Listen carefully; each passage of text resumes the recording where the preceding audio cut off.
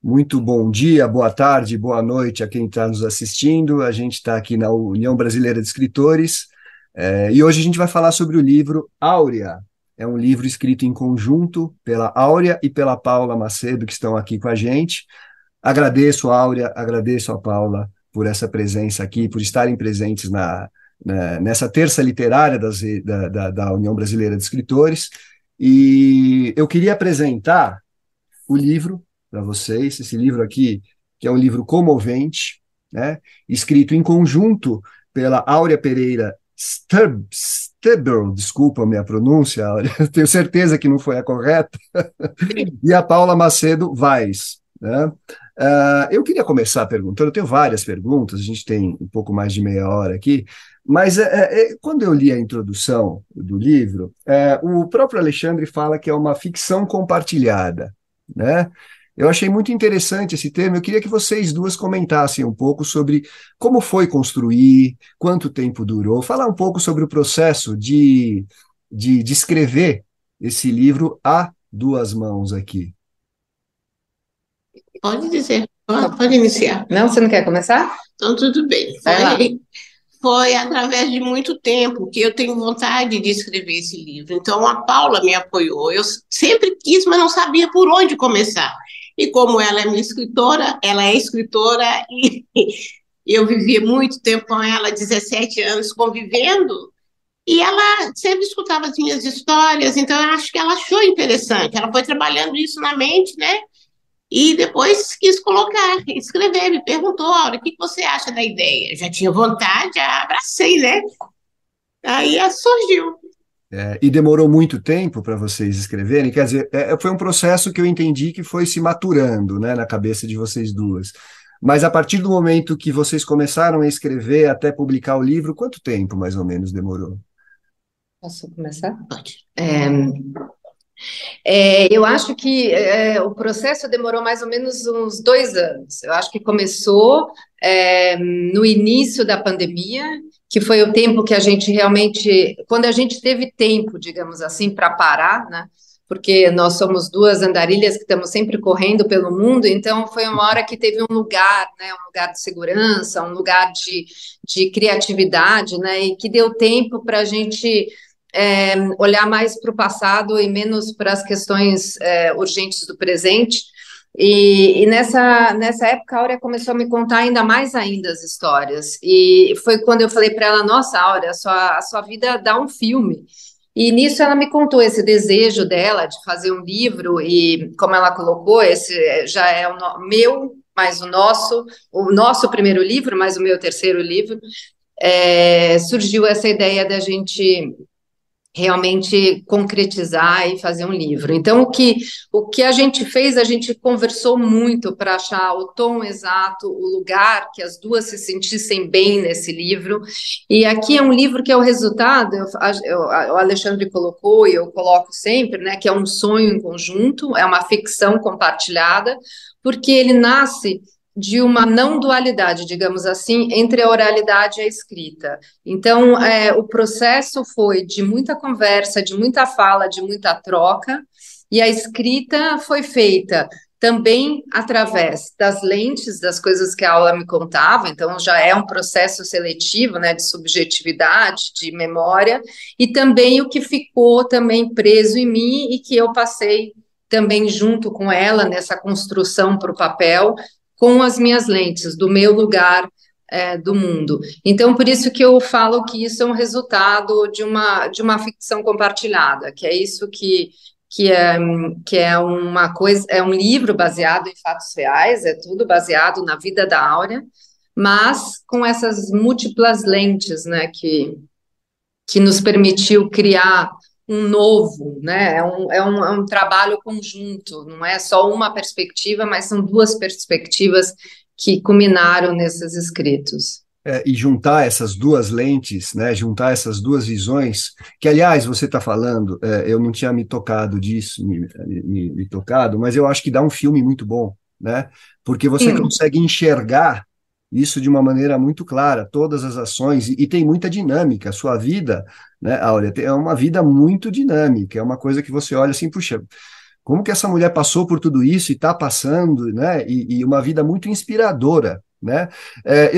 Vocês pensaram já em procuraram em fazer um filme Eu sobre... sempre falava no começo, uma das ideias era que, lógico que no final a Áurea era óbvio que deveria chamar assim, mas o meu primeiro desejo era que chamasse Uma Vida em Muitas Vidas, né? Ou Muitas Vidas em Uma Vida, né? Porque quantas vidas foram vividas nessa vida, né? E dessa liberdade, dessa coragem, né? De recomeçar, de estar sempre se recriando, né? E crescendo e estando aberta para a vida de que me inspirou profundamente, porque eu acho que a Áurea é uma feminista de raiz, né? Eu nunca vi uma pessoa tão livre e tão corajosa como ela, né? Quando a gente lê o livro, a gente sente isso, né? Não é, Áurea? E não parou por aí, não. Ainda dá, acho que dá o segundo volume. Mas tem Áurea. Inclusive, Áurea, eu fiquei pensando nisso, né? Porque assim, eu imagino que deve ter sido muito difícil para você selecionar, junto com a Paula, o que deve ser dito ou não, né?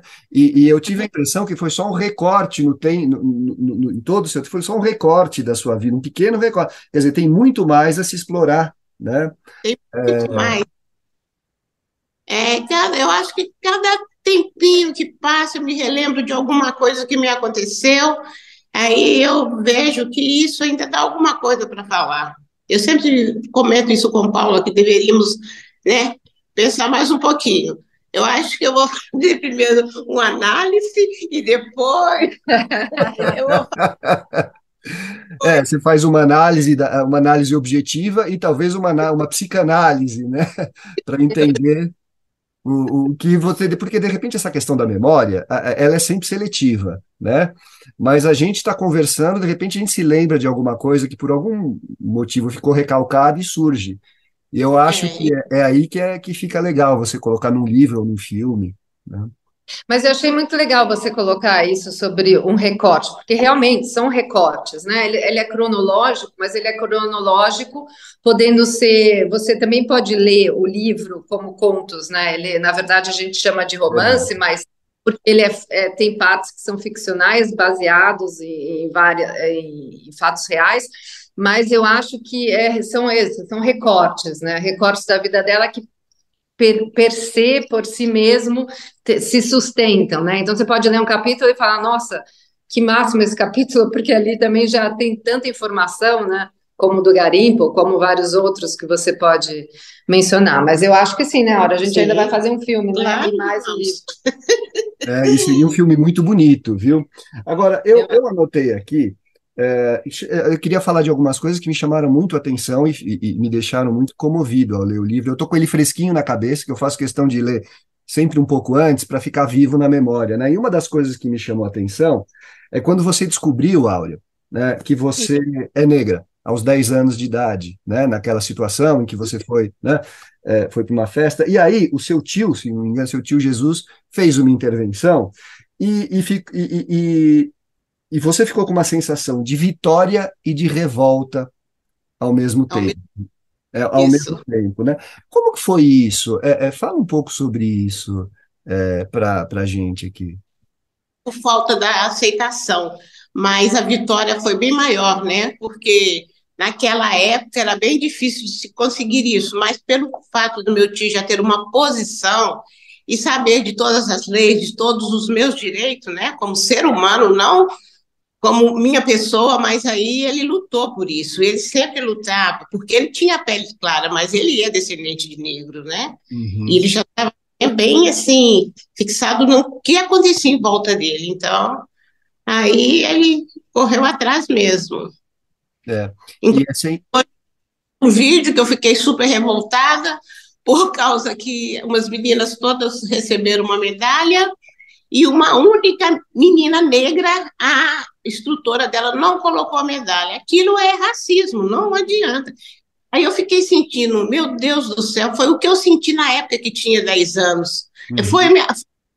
Agora eu espero que ela tenha, que essa criança tenha uma Janete na vida dela, que era minha mãe, e um tio Jesus, sabe, que lute pelos direitos. Senão ela vai crescer uma pessoa revoltada, né, desesperada. Porque quando eu lembro o que ela está passando, e aí me vem rapidinho, eu lembro realmente que eu passei.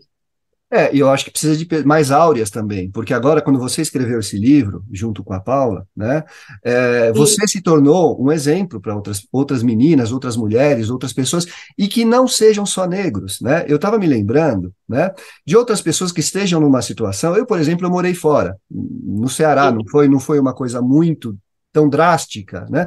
Mas de repente, eu começava a tomar pancada de todo lado, eu não sabia por que que eu estava tomando. Até que você começa a perceber, mas se tem uma pessoa para orientar, né, ou pelo menos para você se inspirar, né, você consegue perceber as diferenças dessas culturas, né, e conseguir, de alguma maneira, se adaptar, como foi o seu caso na Alemanha, Paulo, e o seu, né, que Uhum. foi também uma adaptação ao Brasil, né, É, e à Alemanha. Então foram duas culturas diferentes, duas culturas que você teve que ter uma é, adaptação para se fortalecer, né? isso mesmo. Eu acho que ela é extremamente inspiradora. Eu acho que a gente precisa demais dessas histórias de fortitude, né? Dessas histórias de resistência. Lógico que também estão sempre ligados a alguma forma de, nem sempre, mas muitas vezes de sofrimento e violência. Mas isso também é uma forma de você não só iluminar um lado, mas também fazer com que o outro lado, que é tão importante, né, para a gente ter exemplos, né, de pessoas que conseguiram vencer, que passaram por dificuldades, mas conseguiram se impor como um ser humano nesse mundo que muitas vezes pode ser difícil e cão, mas eu acho que é realmente isso, né? O livro inspira do começo ao fim, porque a vida dela é inspirante, a Áurea é inspirante, porque É, ela realmente ela conseguiu nos trilhar uma história assim de muita garra, né? E eu acho que é isso que a gente precisa de resgatar mais essas memórias, essas biografias invisíveis de pessoas que podem ser exemplos para muitas outras pessoas, né? e que, É, tra e a e que trazem uma vitória, né? exatamente, é. Mas antes eu consegui, assim, lutar pelos meus direitos, mas agora eu estou conseguindo mais correr. Depois que eu conheci a Paula, eu consegui começar a correr pelos meus direitos, não só lutar pelo aquele meu conforto, né? Pelo Uhum. defender a minha família, mas agora por um todo, sabe? Assim que eu sinto. Isso é muito legal também, é uma questão da coletividade, de entender que a biografia dela é parte também de uma memória coletiva, né? Que a gente não é só relembrar, mas a gente ao mesmo tempo está resgatando, a gente está reparando, a gente está reconhecendo, entendeu? A força de várias pessoas ao mesmo tempo com a história dela, entendeu? Que são pessoas que passaram pelas mesmas contingências, pelos mesmos perrengues, digamos assim, pelas mesmas desumanidades, né, e pelas mesmas dificuldades, né. Então, eu acho que realmente é isso, né? A história da Aura é parte de uma memória coletiva que a gente tem que resgatar, porque não só a gente precisa hoje em dia falar de uma sociedade democrática plena, porque a gente ainda não pode falar nisso, né? Numa sociedade onde tem racismo estrutural, institucional, a gente sabe que essas pessoas ainda estão fora do jogo, né? Do jogo democrático. Então, para esse resgate, é super importante também a gente fazer um resgate da memória, que é essa a intenção do livro, né? Resgate de uma pessoa, de um indivíduo que tem uma história brilhante, mas que faz parte na formação do todo, que faz parte desse coletivo, né? Então, a gente é por isso que ela é tão inspirante. Eu acho assim que para falar sobre esse assunto é melhor viver, né? E no caso, eu vivi a história. Eu sei o que é na pele. Quando um lá fora sente, eu sinto junto com ele, porque eu passei por aquilo, né? E vocês conseguem, né, Áurea, colocar isso de uma maneira muito clara nesse livro. Você sabe que quando eu estava lendo, eu me lembrei agora da Conceição Evaristo, né, que acabou de ganhar o Juca Pato, e ela fala muito de escrevivência, né, que é isso que você falou, é você contar e escrever sobre o que você também vive ou sobre o que os outros vivem, né? É. E eu acho que o seu livro, o livro de vocês duas, vai muito nesse sentido, né? De resgatar uma história real e que a partir daí você pode ir construindo. Eu, quando leio, eu tenho uma sensação, outras pessoas podem se identificar com outras situações, Por exemplo, a mim me inspirou muito e me tocou muito essa questão do garimpo quando você foi, né? Mas aí eu queria resgatar até um livro seu, Paulo, e depois eu queria a opinião de vocês, num outro livro, né, que é esse que você escreveu sobre democracia em movimento, que a gente até ficou de bater um papo, e aí acabou postergando e tal. Eu até anotei aqui, você escreve sobre, acho que o texto é Modelo Frankfurt, né? Cultura para todos. Você escreveu para a revista Pessoa, e você fala de uma certa Guggenheimização da cultura, né? Eu fico pensando, eu li aquele texto e tentei fazer uma analogia aqui, eu não sei o que vocês pensam, mas se de repente já não era a hora da gente trazer esse modelo de, vamos dizer, de escrevivência, né? E tentar levar para a Alemanha e para o Brasil, para espaços onde as pessoas ainda não tenham essa cultura, né? Essa cultura de ir a museus, né? Eu te digo isso pelo seguinte: na Alemanha talvez seja diferente, mas eu pego aqui em São Paulo, você tem uma cidade bastante grande e tal, só que todos os espaços culturais estão localizados num eixo muito pequeno, que são eixos que a maior parte da população não tem acesso, né? Porque tão longe, né? O cara não vai vir de Itaquera até aqui a Avenida Paulista porque não tem tempo e às vezes no final de semana está cansado. Vocês acham, né, que essa tentativa de levar outros modelos de cultura passa também por abrir outros espaços mais regionalizados, onde as pessoas realmente estão? Primeiro eu queria. Quem escreveu o prefácio do Áurea, né, foi a Jorge Berst, que acabou de lançar um livro também maravilhoso, Se a Cidade Fosse Sua, que passa realmente por isso, né? A cidade é de poucos, né, não é de todos. Se a gente for pensar numa cidade como algo pertencente a todos, a gente tem que pensar em como refazer essa cidade, né? Pela perspectiva do indivíduo, né? Não da perspectiva do capital. Mas eu acho que, agora retornando à sua pergunta, sim, eu acredito muito que pontos culturais e essa troca intercultural, elas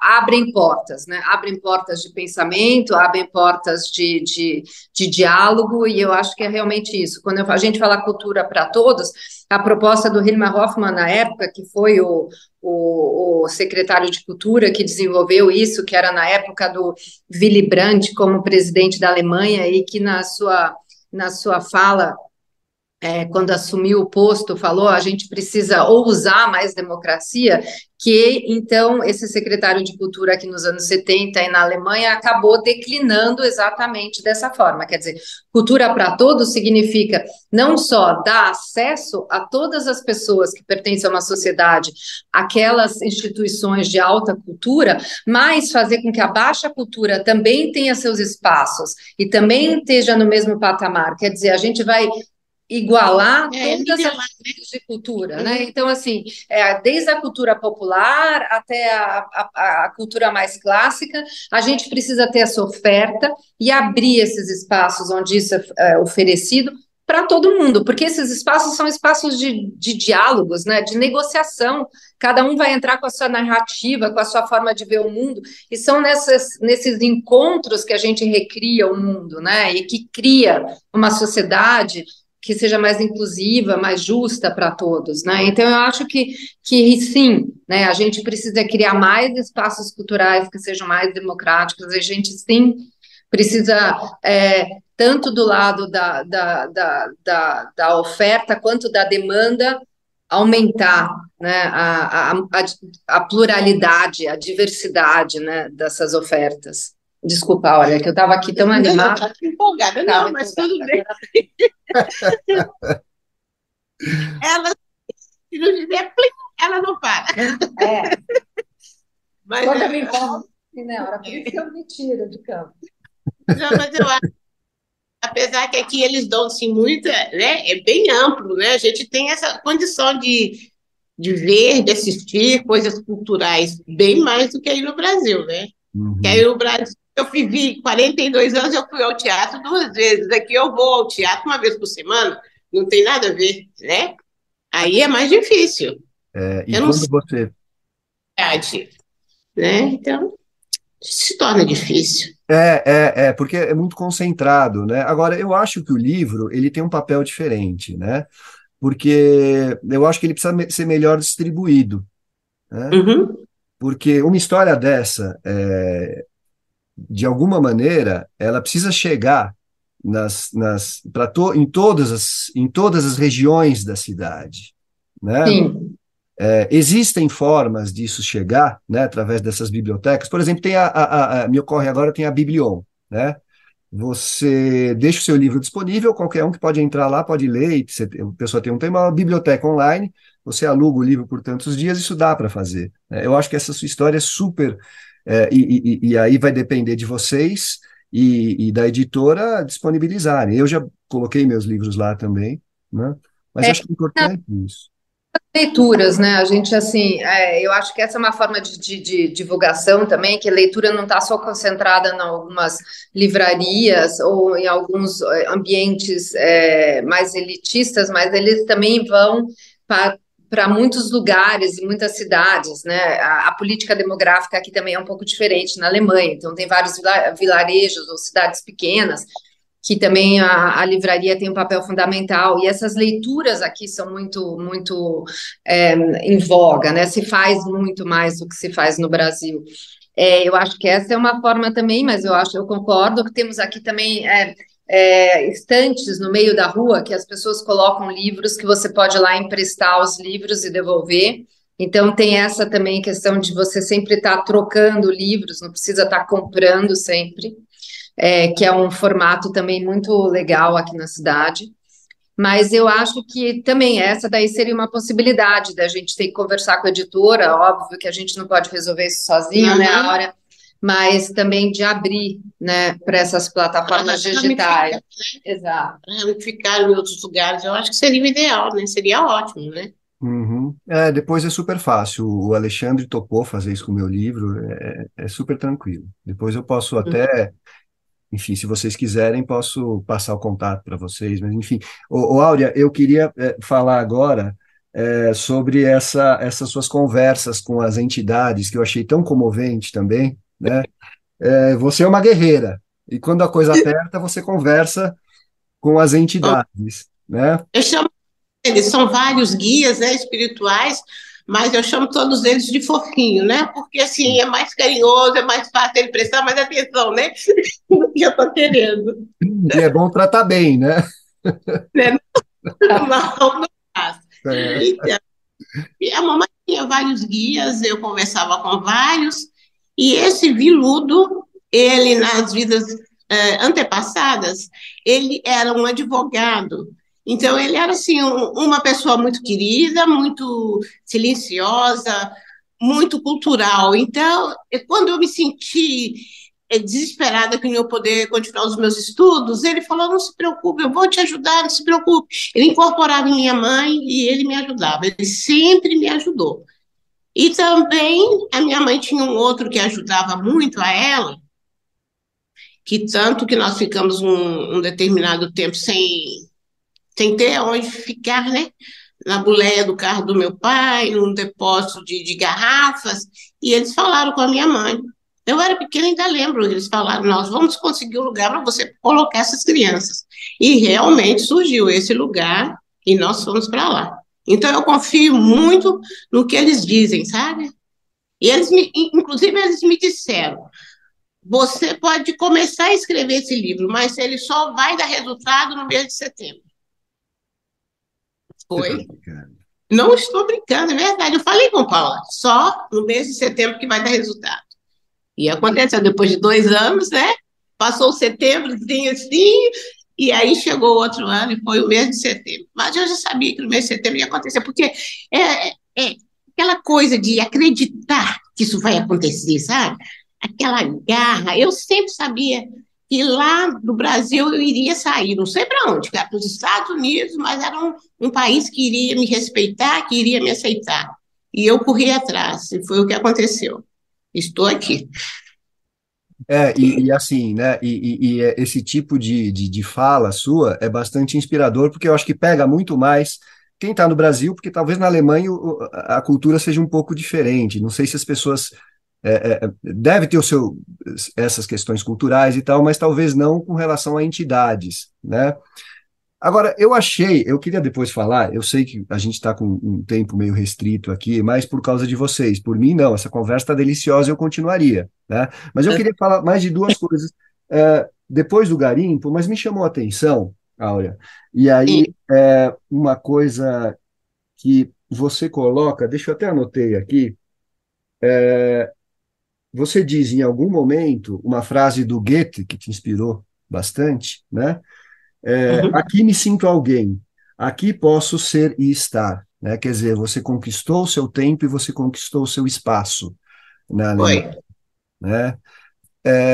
E aqui no Brasil, apesar desse país gigantesco, você não teve condições de conquistar, né? Eles davam, né, a oportunidade de eu conquistar o meu espaço, né? Pelo fato de ser negra, só pode ficar restrito a um tipo de trabalho, que era o que eu fazia, que era ser doméstica, não poderia ter acesso a alguma coisa. Eu gosto de descobrir as coisas. Lá eu não tinha condição de saber. As melhores coisas que eu vim aprender foi aqui, né? E lá eu não tinha condição de fazer isso. Uhum. E É. conquistei o espaço, tanto o meu como da minha família, porque eu morria de medo de criar minha filha lá e ela ter esse tipo de problema, mas não. Graças a Deus ela está muito bem. Uhum. Nossa, que bom, que bom. E parabéns pela sua conquista, né? Que Eu, foi. muito, é, muito obrigada mesmo. E escuta, deixa eu perguntar para vocês, para vocês duas aí, eu não sei se quanto tempo vocês estão na Alemanha, né? Mas me ficou uma coisa na cabeça que tem uma questão é, é, dessa espiritualidade, né? Na Alemanha, eu fiquei com essa dúvida, né?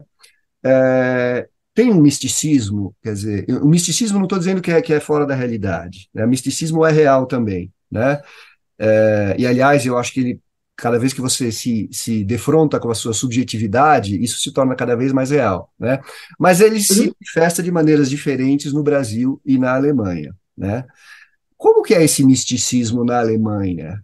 De que maneira ele se manifesta?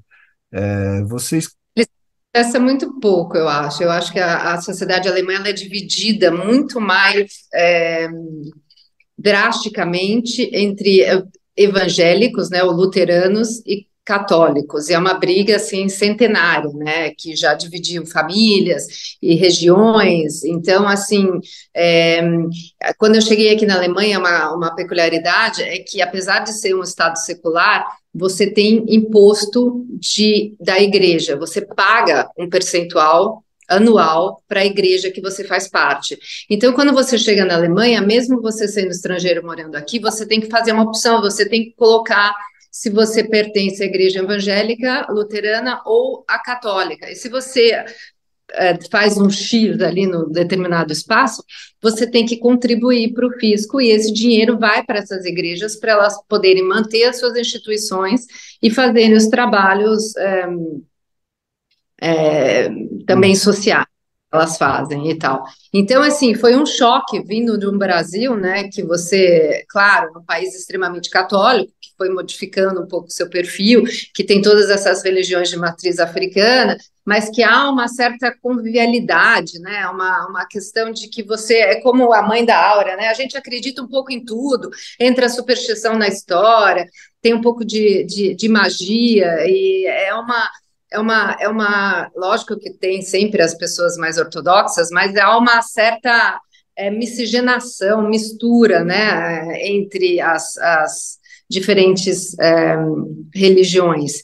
E aqui na Alemanha já é uma coisa mais ortodoxa, mais racional, mais de cabeça, né? Então não é só possível filosofar em alemão, como também as religiões aqui, elas são muito mais intelectualizadas do que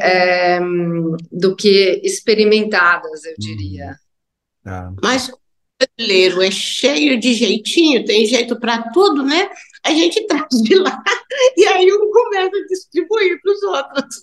Sempre alguém que acredita, né, no espiritismo, um conta para o outro, né? E assim vai todo mundo se envolvendo, né? Acaba resolvendo a questão, não tem esse problema, não. Porque Também Allan Kardec também tem, mas é muito pequeno. Mas é como a Áurea, você sim, tem razão, né? Nos vai tempos de trazer. hoje, a gente vai trazendo para cá. E como Frankfurt também é uma cidade que tem mais de 180 diferentes nacionalidades, né? É uma cidade muito determinada por migração, então, assim, tem muita gente da América Latina, da África, da Ásia, então essa miscelânea toda faz também com que a cidade tenha um outro perfil, né? Sim. Olha, essa questão mágica consiga também seu espaço, né? Para ser ouvida, né? O, Sim. o, gente, agora eu queria bater naquele ponto, voltar àquele ponto do garimpo, né? Que a gente estava conversando, a gente começou antes de começar a gravar, a Sim. gente estava falando desse aquecimento global, que está um inferno aqui, né? Ontem fez 40 graus e tal, quer dizer, eu imagino que em locais onde você não tenha uma estrutura, né, é, sanitária, como é o caso do garimpo, seja até pior, né? Quer dizer, e eu estava ouvindo esses dias que na Amazônia, que foi onde você ficou, né, Áurea? No Pará. No Pará, né? Mas na Amazônia, na selva amazônica, não é isso? Então, É. A regeneração da selva amazônica, ela é diferente de uma mata atlântica, por exemplo, né? Porque a selva, quando o solo da Mata Atlântica é muito mais fértil do que o solo da Amazônia. Então, quando você derruba árvores, né, aquilo vira um deserto, né? é, E isso é um perigo para o garimpo, né? quando eu saí de lá, já tinha muitos lugares assim que tinham feito queimadas, né? Para começarem a abrir o garimpo, e a gente não via verde nenhum, sabe? E sentia assim que os animais, porque eu já cheguei a ver pantera, assim, ó, assim, de perto mesmo, e eles matando, porque, porque eles estavam tirando o habitat deles, né?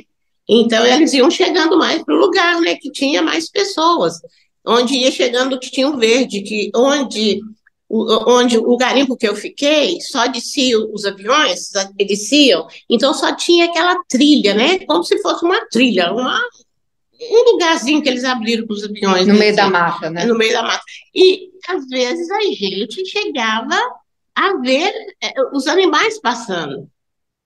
É incrível. E depois eu acho assim que eles não se preocupam também, onde queimam, não se preocupam em replantar, né? Se ainda Uhum. fizessem isso, mas não fazem. Vão derrubando aqui, deve de tirar assim por dia uns 6 metros de barranco É. e aprofundando assim uns 3 metros para tirar o ouro.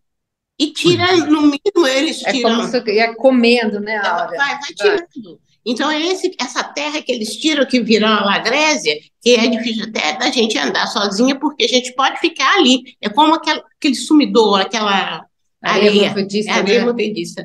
Então, ali, e eles tiram em 15 dias, eles tiram 250, quando dá que se diz despescada, quando tem a oportunidade, eles tiram 200, 350 gramas de ouro. Por dia, Pensa bem, por dia. Não, em 15 dias. em 15 dias. Pensa bem, uma estação enorme, né? Uhum. É. E você tendo vivido lá, né?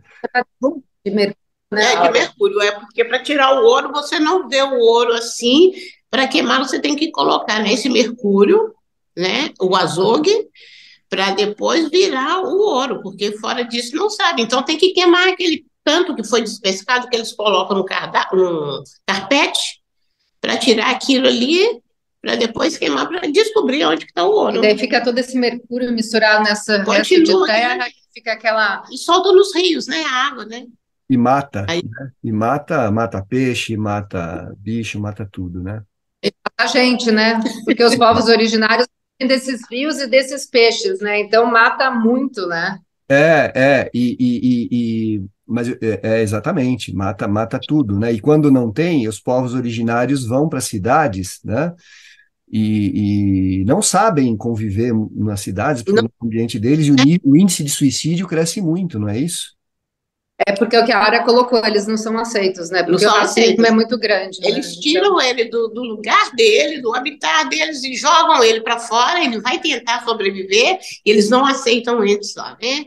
Isso acontece mesmo. Eu tinha até um amigo que chamava Saldanha, e ele, quando eu vim embora, ele chorou muito, ficou muito desesperado, e falou: daqui eu não vou poder sair mesmo, eu sei que eu não tenho mais condição, eu bebi o tempo todo, naqueles, porque ele não podia sair. Nesse ambiente por algum mais de um ano, né?